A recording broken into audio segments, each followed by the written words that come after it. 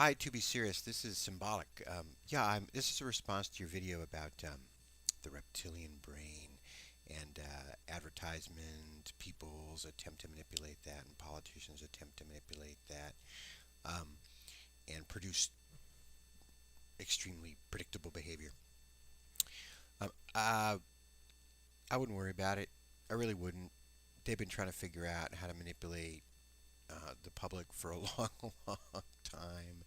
Um, I don't know how effective it is. I mean, obviously, advertisements sell things, and they're pretty devious. They even try to create markets and create needs and create things that don't exist. My favorite advertisements now are the pharmaceutical advertisements, where they don't even tell you what the name of a condition is. They just name off some vague symptoms that everybody has as their mood shift, and they say, "Well, talk to your doctor because you might need this." Very strange. You have to learn to embrace your inner lizard. Lizards are strong. It's very difficult to fool lizards.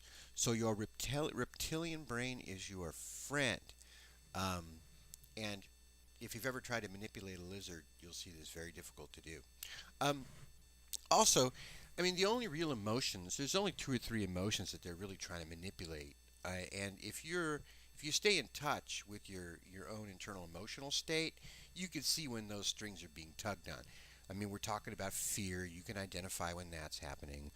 Um, Sex attraction. You can identify when that's happening. What's the other one the lizard does? Uh, Maybe anger, but anger is, I think, a byproduct of fear. But that's only two or three things they can try.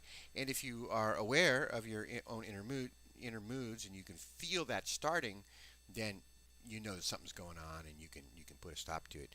Um, Another good thing to do is now this started, as I recall, in the 1970s. I don't recall this happening before, but somehow they convinced us that we are consumers, and we're not.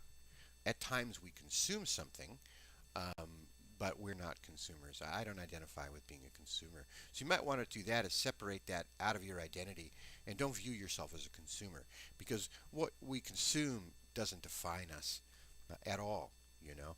Um, it's a very strange thing they did. We used to be citizens, I think, before they convinced us we were consumers, you know. I guess we're consumers who some of us vote every once in a while. Consumers who vote.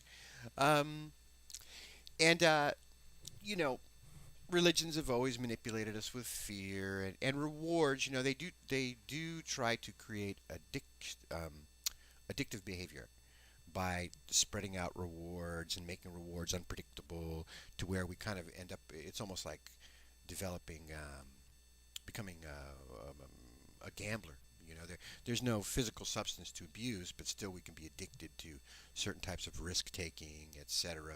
And fear of failure and risking failure. So you just want to be aware that people aren't programming you for any kind of addictive behavior, and you'll be fine. Let them try to manipulate you. You might want to turn the TV off for a while or a few days. Avoid advertisements. Just observe yourself and see what it's like to then come back in. The world's rife with it, but essentially, like I say, trust your inner lizard and embrace your inner lizard. And they got, lizards have a lot going for them. I like lizards, and nobody's going to manipulate my lizard because he's mine. See you later.